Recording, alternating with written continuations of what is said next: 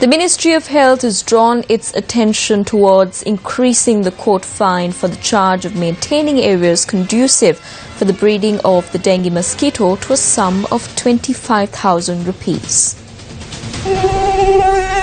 According to reports of the Epidemiology Unit of the Ministry of Health, 76 dengue-related deaths were recorded from January 2016 to the 30th of November, while 46,000 dengue patients have been reported within the same time period. 2,500 dengue patients have been recorded during the month of November alone. Meanwhile, the Ministry of Health says that 10 districts in the island, including Colombo, Gampaha, Hambantota and Kalutara, are at the risk of a dengue outbreak.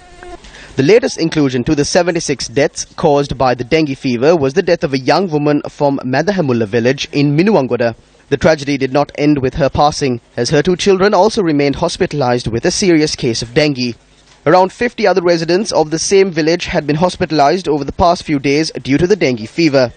Our correspondent said that though a majority of them have returned to their home after receiving treatment, around 10 people continue to receive treatment at the Negombo hospital. The whole of Madahamulla are receiving treatment at the ward. The doctor says that this ward should be taken to Madahamulla. 2 women come to inspect the dengue situation. They are constantly on their phones. Then they get every household to sign a document to say that they inspected the house. So the PHI fumes the area and leaves. We are forced to leave our village. Why aren't those at the top looking into these matters? That is all they have to do.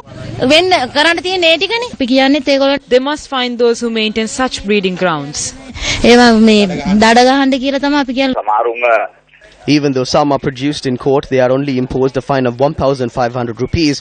When they are produced for the second hearing, they are fined 3,500 rupees. So do we pay compensation for the loss of a life with just 1,500 or 3,500 rupees? A minimum fine of at least 25,000 rupees must be imposed. Otherwise, our people will never pay attention to this matter. A communique issued by the Ministry of Health notes that in the event a person dies of dengue, a compensation must be paid by the person or institution responsible for the breeding of mosquito larvae. This fine or this law must be imposed on the people after correctly identifying the mosquito larva. For instance, a person from Anuradhapura comes to Colombo for a particular purpose. He finds accommodation at some place in Colombo and returns to Anuradhapura. During this time period, he gets bitten by a mosquito. The virus does not enter the body immediately after the mosquito bites. It takes some time, so he is most likely to develop the virus while in Anuradhapura.